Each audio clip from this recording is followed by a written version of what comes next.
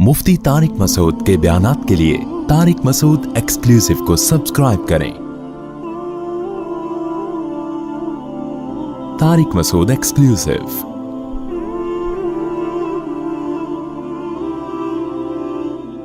हज़रत उमर रज़ी अल्लाह ताला अन्हु हदीस के रावी हैं, मशहूर हदीस जिसको हदीस जिब्रील कहा जाता है कि आप सल्लल्लाहु अलैहि वसल्लम की महफिल में एक शख्स आया और क्या था, शदीदु बयाद सियाब, इंतहाई सफ़ेद कपड़े उस शख्स ने पहने हुए, शदीदु सवाद शार, इंतहाई स्याह बाल, ला युरा अलैहि असरु सफर वला यारिफुहु मिन्ना अहद। कितनी अजीब बात है, कह रहे हम में से कोई उसे जानता भी नहीं था लेकिन उस पे सफर के कोई आसार थे भी नहीं। तो बहुत अजीब सी बात है या नहीं है कि एक बंदे के इतने सफेद कपड़े, जबकि वो इस महल्ले का भी, क्योंकि पहले तो ऊंटों पे पैदल आते थे ना, तो भाई मैले कपड़े होते, हम कहते हैं पता नहीं कहीं से कहां से आया होगा, मिस्र से आया होगा, शाम से आया होगा, कहीं से आया होगा। वो लोग तो सब एक दूसरे को जानते थे, जैसे गांव में जानते, सदियों से इकट्ठे रह रहे हैं, लेकिन कपड़ों की सफेदी से लग रहा है भाई मकामी आदमी अभी नहा धो के आया है, मगर हम में कोई उसको जानता नहीं है। और ऐसा जवान के उसके इंतहाई से अहबाल, और नबी से इतनी बेतकल्लुफी का इजहार जैसे कोई पुराना दोस्त हो। हत्ता असनद रुकबतैहि इला रुकबतैहि व वज़अ कफ़ैहि अला फ़ख़िज़ैहि, अपने घुटने नबी के घुटनों के साथ मिला दिए, ऐसे दो जानों चिपक के बैठ गया, और अपने हाथ अपनी या नबी की रान मुबारक पे रख दिए। तो कितना अजीब मंजर है। लेकिन हजरत उमर फरमाते हैं हम में ये गोया हदीस का मफहूम है कि हम में हिम्मत नहीं हुई कि नबी से पूछे कि ये कौन है। भाई देख रहे हैं बस, जो भी मंजर है देखते रहो, हो क्या रहा है। भाई नबी जब ना उसको डांट रहे हैं ना उसे कुछ कह रहे हैं, होगा कुछ हमें नहीं पता। और फिर आगे क्या फरमाते हैं कि नबी से सवाल पूछा, या मोहम्मद अखबिरनी अनिल इस्लाम, आप मुझे बताओ इस्लाम क्या है। तो आप सल्लल्लाहु अलैहि वसल्लम ने बताना शुरू किया, अल इस्लाम अन तशहद अल्ला इलाहा इल्लल्लाह व अन्ना मुहम्मद रसूलुल्लाह। सब सहाबा बैठे हुए हैं, सब ये मंजर देख रहे हैं, मगर किसी की हिम्मत नहीं है कि वो नबी की मजलिस में पूछ ले। तो चुप करके देखते रहो क्या हो रहा है। हम होते 20 दफा हम दरमियान में पहले उसको गिरबान से पकड़ के बाहर निकालते हैं, तू है कौन, किससे पूछ के आया है, और तू पहले बता, तू तेरे कपड़ों पे ना कोई असर है, जिन तो नहीं है कहीं।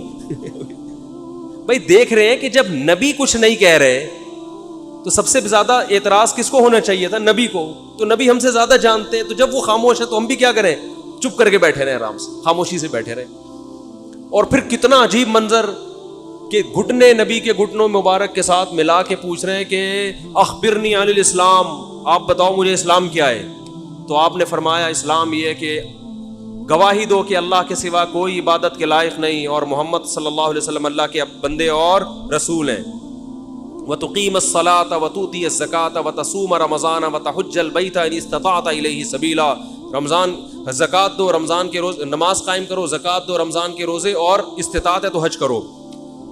फरमाते हैं उसने कहा सदक़ता, ए मोहम्मद आपने सच कहा। हज़रत उमर कहते हैं हमें और अजीब, फ़अजिबना यसअलुहु व युसद्दिक़ुहु, भाई सवाल भी पूछ रहा है और खुद ही कह रहा है सच कहा। तो ये तो इम्तिहान लेने के लिए आया है, और इम्तिहान किसका हो रहा है, माज़अल्लाह पैगंबर सल्लल्लाहु अलैहि वसल्लम का।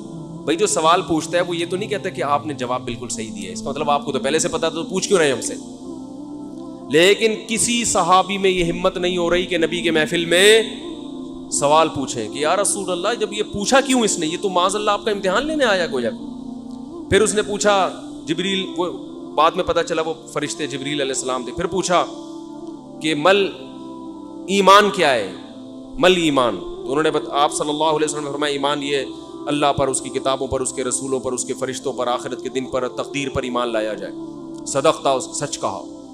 फिर उन्होंने पूछा कि एहसान क्या है। फिर आपने फरमाया ताबुदल्लाह का अन्नका तराहु फ़इन लम तकुन तराहु फ़इन्नहु यराक, अल्लाह की ऐसे इबादत करो जैसे तुम देख रहे हो, क्योंकि वो तो तुम्हें देख रहा है। सदक़ता, उसने कहा बिल्कुल सच कहा मतस्सा, क़यामत कब आएगी। तो आप सल्लल्लाहु अलैहि वसल्लम ने ये नहीं फरमाया ला अदरी, मुझे नहीं पता, क्योंकि आपको मालूम था कि जैसे मुझे नहीं पता सामने वाले को भी नहीं पता। समझ रहे हो, ये किसी को भी नहीं पता। तो यहां आपने जवाब में ये नहीं कहा मुझे मालूम नहीं है, بلکہ آپ نے بتا دیا کہ جیسے تمہیں معلوم نہیں ہے یہاں تم صدقہ نہیں کہہ سکتے، جیسے مجھے معلوم نہیں ہے تمہیں بھی، اس لیے آپ نے فرمایا مل مسئول عنہا بأعلم من السائل۔ عربی بڑی خاندانی زبان ہے، خدا کی قسم عربی جو ہے نا بڑی پیاری زبان ہے، کسی کو صحیح آتی ہو تو عربی کی بلاغت کا عربی میں ہی مزہ ہے۔ مل مسئول عنہا بأعلم من السائل، جس سے پوچھا جا رہا ہے وہ پوچھنے والے سے زیادہ نہیں جانتا، جس سے پوچھا جا رہا ہے وہ پوچھنے والے سے زیادہ نہیں جانتا۔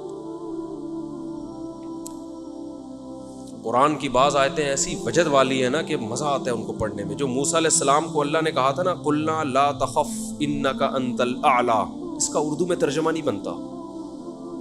موسیٰ علیہ السلام کے سامنے جب جادوگر تھے نا تو جادوگروں نے ہزاروں لاٹھیاں پھینکی، سانپ بن کے حضرت موسیٰ کی طرف دوڑنے لگی۔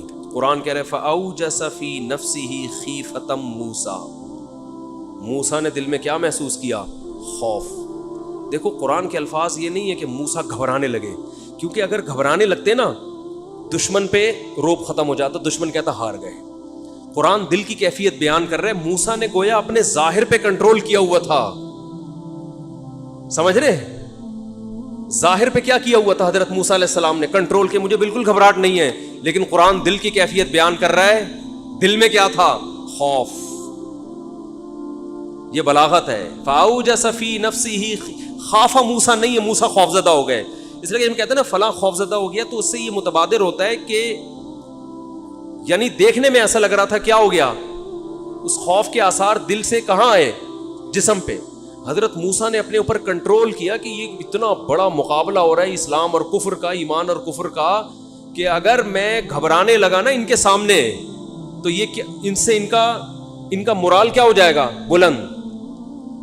تو قرآن کہہ رہا ہے اوپر سے تو بڑے کانفیڈنس کے ساتھ، لیکن دل کی کیفیت کون جانتا ہے؟ اللہ۔ فَأَوْجَسَ فِي نَفْسِهِ، قرآن کہہ رہا ہے دل کے اندر موسیٰ کو خوف محسوس ہوا۔ قلنا، ہم نے کہا، ہم نے کیا کہا؟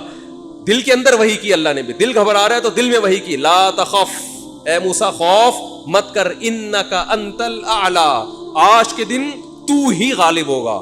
یہ نہیں کہا انک الاعلی، نا نا نا نا نا، انک الاعلی نہیں کہ تو غالب ہوگا۔ انکا، دیکھو انکا معنی بھی وہی ہے جو انکا انتا ہے، کا مطلب بھی تو، انتا کا معنی بھی تو۔ تو جب ایک دفعہ کا کہہ دیا تو دوبارہ انتا کہنے کی کیا ضرورت ہے بھائی؟ ابے چھوڑو یار، رہنے تو، تم لوگ کو بہت مشکل ہے بات سمجھا۔ مجھے مزہ آ رہا ہے نا اس آیت میں، وہ آپ سوچ بھی نہیں سکتے۔ قرآن یہ نہیں کہہ رہا انک الاعلی کہ تو کیا ہو جائے گا، تو ہی برتر ہوگا، تو ہی غالب ہوگا۔ انکا انتا، یہ تاکید کے لیے، اے موسیٰ تو، صرف تو، ٹھیک ہے نا، اکیلا۔ الاعلی، اور اعلی بھی نہیں ہے، اصولی طور پر خبر پر الف لام داخل نہیں ہوتا۔ گرامر کے لحاظ سے اصولی طور پر انکا انتا اعلی ہونا چاہیے، یا انکا، سوری انتا نہیں، انکا اعلی۔ مبتدا معرفہ ہوتا ہے، خبر کیا ہوتی ہے؟ نکرہ۔ سمجھتے نہیں ہو بات کو، جب پڑھو گے نہیں رات کو تو سمجھو گے نہیں بات کو۔ انکا اعلی ہونا چاہیے، اے موسیٰ تو غالب آ جائے گا، یہ مطلب ہوگا سیدھا سیدھا ترجمہ اس۔ اللہ نے اعلی پہ الف لام لگا دیا۔ الف لام جب لگتا ہے نا کسی، تو وہ کسی اسپیسیفک چیز کو کہتے ہیں۔ جیسے کتاب کا مطلب کوئی بھی کتاب، الکتاب کا مطلب کوئی اسپیسیفک، کوئی خاص کتاب۔ آپ جب کہتے ہیں بندہ آیا ہے، بچے گھر میں آ کے بتا رہے ہوتے ہیں پنجاب میں بندہ آیا ہے، کراچی میں کہتے ہیں آدمی آیا ہے کوئی۔ یہ بندہ کا لفظ پنجاب سے امپورٹ ہوا ہے۔ کراچی میں لوگ کہتے تھے کوئی انسان آیا ہے، کوئی آدمی آیا ہے، تو پنجاب میں کیا کہتے ہیں اس کو؟ بندہ آیا ہے۔ اچھا شگون کے انسان کا بچہ بن جائے، وہ بندہ بن جائے، ٹھیک ہے نا۔ تو ہم جب کہتے ہیں کوئی بندہ آیا ہے، یہ ایک بندہ آیا ہے، تو وہ ان نون ہوتا ہے اکثر۔ ابو کو بتا رہے ہوتے ہیں ابو ایک انکل آئے ہیں، اس کا مطلب کیا ہوتا ہے؟ کوئی ہے۔ لیکن اگر ایسا بندہ آیا ہو جس کا آپ کو پتا ہو، یعنی پہلے آ چکا ہو اور آپ اس کے انتظار کر رہے ہو، وہ اسپیسیفک وہ بندہ آ چکا ہو، تو عربی میں کہیں گے البندہ۔ بندہ عربی کا لفظ نہیں، لیکن میں سمجھانے کے لیے، جاء رجل यो सड़े रागले, यो सड़े कहेंगे ना, यो सड़े रागले, मौका देके भाग ले। एक बंदा आया है, जा अर रजुल, तो इसका मतलब वो एक मखसूस बंदा है जिसका पहले से आपकी खोपड़ी में तसव्वुर है। तो कुरान कह रहा है इन्नका अंतल अल आला। अल आला का मतलब कि जब मुकाबला हो रहा है ना, तो जो शख्स बरतर आने वाला है, लोगों के जहन में गोया कि उसका एक तसव्वुर है कि एक न एक जीतेगा, तो वो जो जीतने वाला मखसूस शख्स है, आपके अलावा कोई भी नहीं है वो,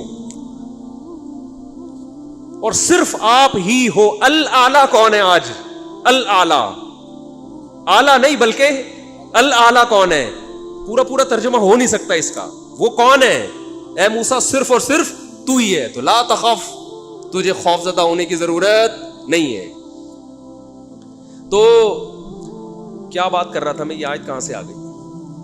हाँ, तो यही नबी सल्लल्लाहु अलैहि वसल्लम ने जो फरमाया ना, मल मसऊलु अन्हा बिअअलम मिनस साइल, ये भी क्या है? बलागत है। जिससे पूछा जा रहा है वो साइल, मसऊल साइल से ज्यादा नहीं जानता। तो फिर हजरत जिब्रील ने, वो जो इंसान थे, वो जिब्रील थे, इंसान की शक्ल में आए थे, उन्होंने पूछा कि अलामात बताएं, तो आपने फरमाया अंतलिदल अमतु रब्बतहा। इस हदीस पे जो अदब वाली बात है वो मैं भी गिच्ची पकड़ के रखना, भूल ना जाऊं। लेकिन इस हदीस में बात आ गई है, तो एक दिलचस्प बात क्या है, आपने क़यामत की पहली अलामत बताई कि बांदी अपने आका को जनेगी। यानी लौंडी और गुलाम से जो बच्चा पैदा होगा, वो माँ का बेटा कम और माँ का बाप, बोलो, ज्यादा। माँ का मौला और माँ का आका ज्यादा होगा। गुलाम की मिसाल नहीं दी, क्योंकि गुलाम मर्द होता है ना, उस पर तसर्रुफ थोड़ा सा फिर भी कम होता है, यानी वो आपकी मिल्कियत में होता है लेकिन उस पर कंट्रोल कम होता है, क्योंकि आदमी है। जब औरत आपकी मिल्कियत में होती है, लौंडी, उस पर वो तो कमजोर है ना, उस पर क्या होता है, आपका तसर्रुफ ज्यादा। तो जो मुकम्मल गुलाम और बांदी थी, वो जब जनेगी जिस नस्ल को, तो होना तो ये चाहिए था कि जिसने जना है उसका मकाम ऊंचा, लेकिन जिसको जनेगी ना वो ही उस पे क्या करेगा। यानी माँ का तो ऐसा हक है ना, माँ को तो सारी दुनिया जानती है ना कि माँ ने कैसे गोद में पाला, कैसे जना, और लोग माँ के ताने देते हैं ना। हजरत मूसा अलैहिस्सलातु वस्सलाम ने जब हजरत हारून की दाढ़ी पकड़ के खींची है ना, जब हजरत मूसा अलैहिस्सलाम कोहे तूर पे गए तौरात लेने, पीछे बनी इसराइल ने बछड़े की इबादत शुरू कर दी। हारून अलैहिस्सलाम को निगरान बना के गए थे कि जरा इनकी हिफाजत करना, बड़े नालायक लोग हैं, दाएं बाएं ना हो जाए। तो जब वापस आए तो देखा कि वो क्या कर रहे हैं, बछड़े की इबादत। तो हजरत मूसा को सबसे पहले गुस्सा किस पर आया? हजरत हारून पर। अपने भाई की दाढ़ी पकड़ के खींची कि मा मनाअका इज़ रअयतहुम ज़ल्लू, ये गुमराह हो रहे थे, आपने रोका क्यों नहीं? तो हजरत हारून ने क्या कहा? बाप का वास्ता नहीं दिया बल्कि माँ का। ला यब्न उम्मा, ए मेरी अम्मा के बेटे, ए मेरी माँ के बेटे, क्योंकि ये रिश्ता फौरन समझ में आता है। माँ का वास्ता, क्योंकि मोहब्बत की अलामत है ना। अब्बा जो है ना, वो तरबियत के लिए अल्लाह ने बनाए, वो मोहब्बत ज्यादा अब्बा से उम्मीदें नहीं लगाया करें। अब्बा की एक अलग वैल्यू है, मोहब्बत बहुत ज्यादा करते हैं अब्बा, लेकिन वो जितलाते नहीं है। वो कह रहे हैं तमीज से, ज्यादा लाड प्यार दिखाओगे ना अब्बा, ये हो गया तमीज से बैठ वहाँ जाके आराम से, ठीक है ना, ये बात है। अदब तमीज, माओ को ज्यादा अदब तमीज नहीं, माओ को लाड चाहिए होते हैं। तो इसलिए अब्बा मोहब्बत तो बहुत करते हैं, लेकिन वो आसानी से समझ में नहीं आती, क्योंकि ताज़ीम उस पर गालिब होती है। अम्मा की मोहब्बत 2 मिनट में समझ में आ जाती है। तो जब भी वास्ता दिया जाता है किसका? अम्मा का। तो हजरत हारून भी वास्ता किसका दे रहे हैं कि भाई एक ही माँ के हम दोनों औलाद हैं, आप इतनी सख्ती तो ना करें ना, माँ का वास्ता दे रहा हूँ आपको, यब्ना उम्मा, ए मेरी अम्मा के बेटे। तो माँ जो इतना करीबी रिश्ता है, जिसकी मोहब्बत सबको समझ में आती है, उसको गुलाम बना लेना तो ये खोपड़ी में आने वाली बात नहीं है। लेकिन हदीस में क्या आता है, कुर्बे क़यामत में बेटा क्या होगा? माँ पे हुकूमत करेगा, बेटा माँ पे हुकूमत करेगा। तो होना तो ये चाहिए था कि जो जने, वो जिसको आप जन रहे हैं, वो कोई एक किस्म की लौंडी गुलाम हो, मातहत हो, लेकिन उल्टा हिसाब हो रहा होगा। तो ये भी पता चल रहा है कि अदब मार्केट से क्या होना शुरू हो जाएगा? शार्ट। मतलब हदीस का यही है कि छोटे जो है ना, वो बड़ों की जगह हो जाएंगे, और बड़े, और ये खुदा की कसम आज अपनी आंखों से मैं देख रहा हूं, ज्यादातर लिबरल लोगों के घरों में देख रहा हूं, दीनदार घरों में कम। باپ اور ماں اپنے بچوں کو اسکولوں میں 15-20 ہزار روپے فیسیں دے کر بدتمیز بنا رہے ہیں باقاعدہ پیسوں کے ذریعے. یعنی اسکولوں میں پڑھا رہے ہیں, ماڈرن اسکول ہیں, اور بہت ہی ماڈرن قسم کے اسکول جن میں مذہب نہیں ہے. بچہ انگلش بہت اچھی بول لیتا ہے, اور ٹھیک ٹھاک فیسیں دے کے کیا کر رہے ہیں, اپنی نافرمانی پیسے دے کے سکھا رہے ہیں. آج بھی میرے پاس ایک کیس آیا, کسی کو نہیں پتا چلے گا کس کی بات ہو رہی ہے. ایک صاحب نے کہا میں نے اپنی بچی کو ایڈمیشن کروایا, میں 20 ہزار روپے فیسیں دے رہا ہوں, اور وہ چرس پی رہی ہے, وہ پتہ نہیں کتنے لڑکوں سے دوستیاں لگا رہی ہے. تعلیم کو فوکس کرنے کے چکر میں تہذیب کا بیڑا غرق کر دیا. یعنی گویا کہ پیسے دے کے باقاعدہ کیا کیا جا رہا ہے, اپنے بچوں کو خراب کیا جا رہا ہے. تو جنا بھی خود, احسان بھی خود کیا, اور نکلا کیا رزلٹ, وہی آپ پہ کیا کر رہا ہے حکومت. وہ آپ کی ایک بات ماننے کے لیے تیار نہیں ہے. تو یہ وہ دور ہے جس سے ہم گزر رہے ہیں. تو اس میں بھی ادب کی تلقین کی گئی ہے. جب کچھ اس طرح کے لوگ آتے ہیں نا میرے پاس, کہ باپ بیٹا بیٹھا ہوا ہوتا ہے اور باپ اپنے بیٹے کی شکایتیں کر رہا ہوتا ہے بڑے دھیمے لہجے میں کہ بچے کو غصہ نہ آ جائے, اور بیٹا جواب دے رہا ہوتا ہے بڑی اونچی آواز میں. یہ میں نے بہت دیکھ لیا ہے, بہت دیکھ لیا اپنی زندگی میں.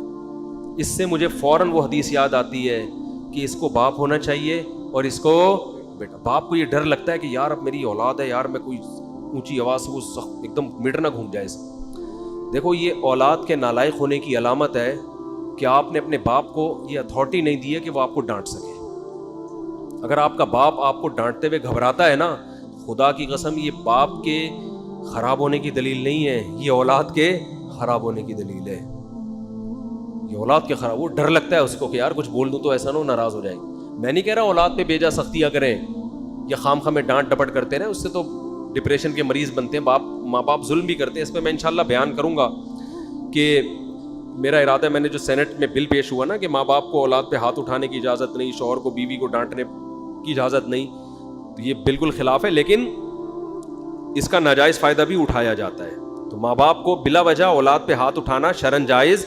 آج ایک صاحب بحث کرنے لگے کہ مجھے اجازت دی ہے شریعت نے کہ میں اپنے بچے کو تھپڑ مار سکتا ہوں. میں نے کہا آپ کو اجازت شریعت نے نہیں دی ہے کہ بلا وجہ آپ اپنے بچے پہ ہاتھ اٹھائیں, اور خاص طور پہ نابالغ پہ. نابالغ کے حقوق اسلام میں بہت زیادہ ہیں. ماں کو اجازت نہیں اپنا غصہ آپ کسی اور پر ہے نکال کس پہ رہی ہے. میں نے ماؤں کو دیکھا ہے طبیعت خراب ہے, جھنجھلا رہی ہیں, بچے کو پکڑ کے طبیعت سے کوٹ دیا اس کو بیچارہ. بعض بچے ماں کی چنگیز خان جیسی مائیں ہوتی ہیں, وہ بچے ٹھٹر کے ان کی جو گروتھ ہے نا وہی رک جاتی ہے ان کی. اتنا سختی کا ماحول انہوں نے گھر میں دیکھا ہوتا ہے. تو یہ نہ باپ کے لیے جائز ہے اور نہ ماں کے لیے. تو اس میں علماء کے واقعات بھی سناؤں گا کہ اپنی اولاد کو مارنے سے پہلے کیا ان کے اصول تھے کہ ہم زیادتی نہ کر بیٹھے. تو یہ بھی ہے. اچھا خیر, تو جلدی سے بات کو یہ سمیٹ کے ختم کرتا ہوں. یہ کیا ہو گیا. تو رسول اللہ صلی اللہ علیہ وسلم کی محفل میں حضرت جبریل آئے. تو حضرت عمر فرماتے ہیں,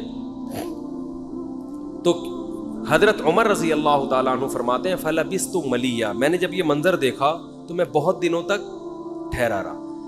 یعنی کچھ دن گزرنے کے بعد بھی حضرت عمر کی ہمت نہیں ہوئی کہ نبی سے پوچھیں کہ یا رسول اللہ یہ کون تھے, یہ کیا ہے احترام, کہ بھئی ایسا نہ نبی صلی اللہ علیہ وسلم ناراض ہو جائیں. خود کیوں نہیں بتا رہے بھئی, یہ اہم بات ہوتی تو آپ صلی اللہ علیہ وسلم تو خود معلم تھے, خود بتاتے. تو فرماتے ہیں کچھ دن کے بعد خود نبی نے مجھ سے پوچھا کہ عمر جانتے ہو وہ شخص کون تھا؟